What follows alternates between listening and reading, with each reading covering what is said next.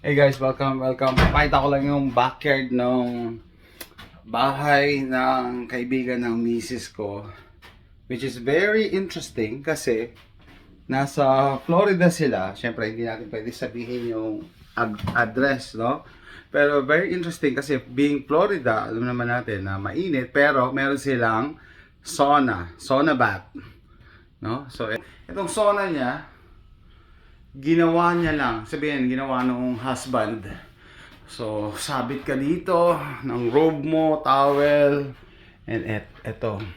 Ginawa niya from pine wood daw. Tapos yung pine daw, galing Finland. Ha? Hindi ba in order niya sa Lowe's, pero galing Finland daw yung pine. Kung nandito lang kayo, maaamoy niyo yung wood. Wood ng sauna niya. So, siya gumawa nito. Yan. So, uupo kayo dyan. Painitin mo yung heater. Meron siyang heater na may bato. Tapos, ito yung pail mo, may tubig. Mag-i-scoop ka. Siyempre, andito yan sa baba. Tapos, lalagyan mo. Yan, magpo-provide ng steam. Magpo-provide ng steam. Ito, dito yung temperature. No? Amoy na amoy yung wood. No? Sabi ko ito. Plexiglass siguro to. Plexiglass. And then, eto, shower. Gulat nga ako. Sabi ko, hindi ba nagmo-mold to? Kahoy, tas nababasa. Hindi daw. Kasi yung ilalim, hindi yan sealed. Tagusan yung tubig yan, pababa. So, hindi siya nagre-retain ng tubig. And meron siyang ventilation. Yung ibabaw lang, sealed yan. Sealed ang ibabaw. So, yun daw ang style sa sauna.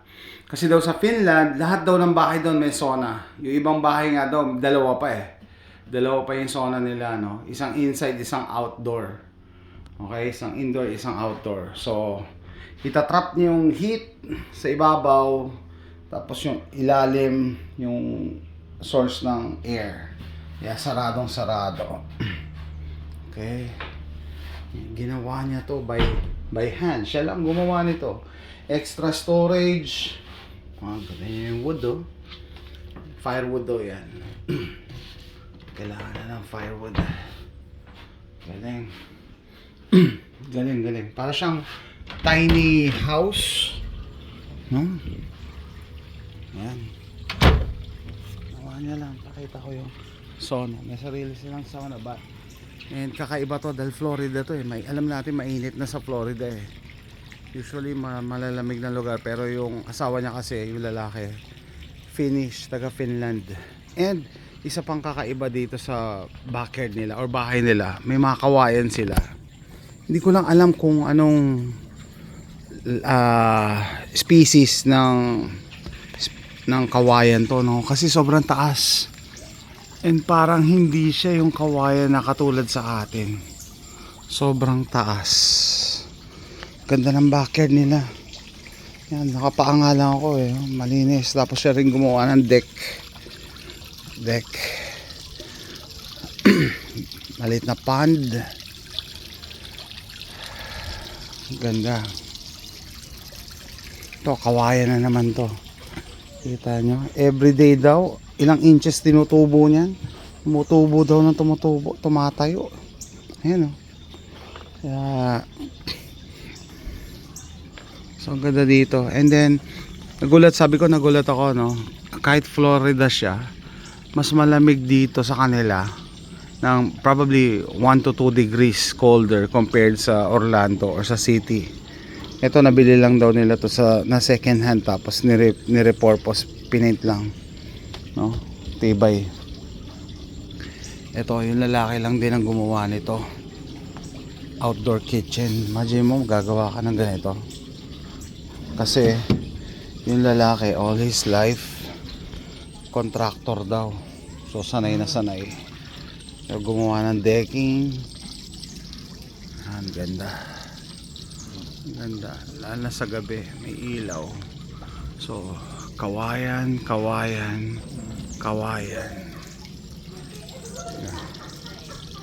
Ganda.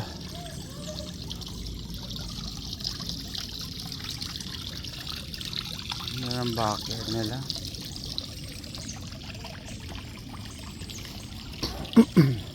Gusto niya magkaroon ng grass dito. Kaso sabi ko, hindi siya naaarawan. So usually ayaw ng grass pagka may araw. Kasi covered na covered oh. Covered na covered.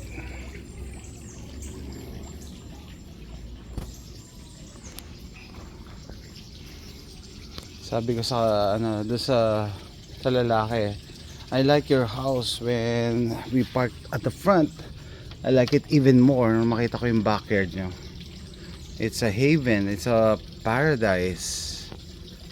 Ganda ng view.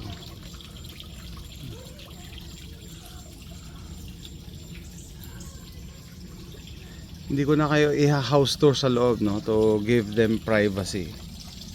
No, dito lang tayo sa backyard kasi doon sila sa loob nag-uusap. I think this is worth sharing para pag nagpagawa rin kayo ng bahay, may idea kayo. Sabi ko nga sa kanya, naglagay pa siya ng mga screen, no, sa ilalim para hindi makapasok yung mga critters, mga animals, hindi mag-nest. Nakakuha ko ng tip. Probably ganyan gagawin ko sa shed ko. And ito talagang kawayan, na amaze ako eh. Makakita ka ng kawayan sa Amerika. Ito parang katutubo lang nito, bago lang siya. Ito tumutubo, bata pa rin to tigas. Tigas, may tubig. Pwedeng gamitin to pang lechon.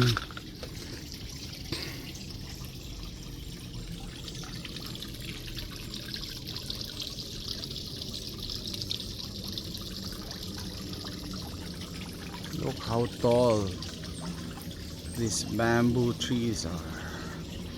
Halos may shade na yung buong backyard eh. Nice.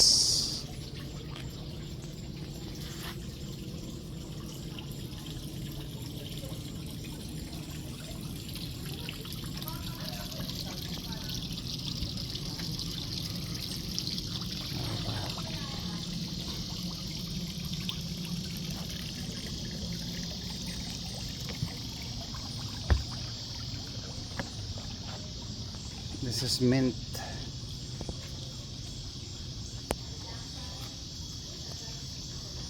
Side door nila. May pergola.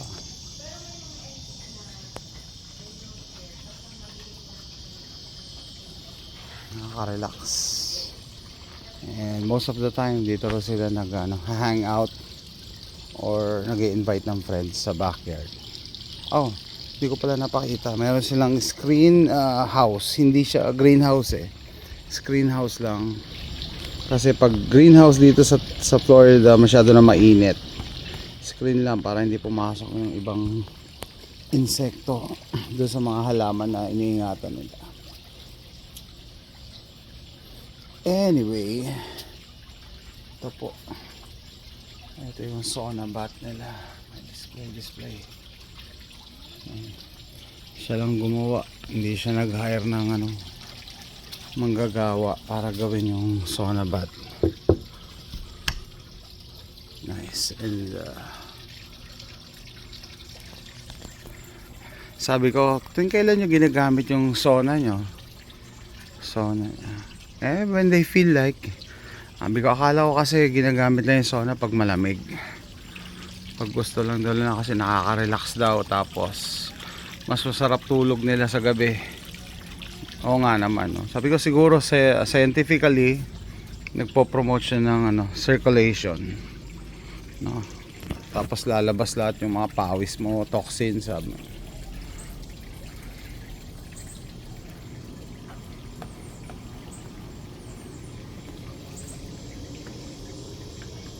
Yan, ganda ng backyard nila. It's clean, it's neat, it's peaceful, and it is consistent with the theme of nature. Hindi niya minodernize.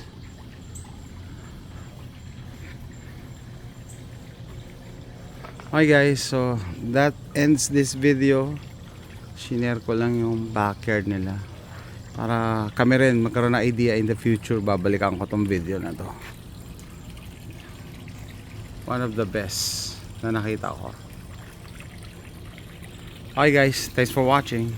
Bye.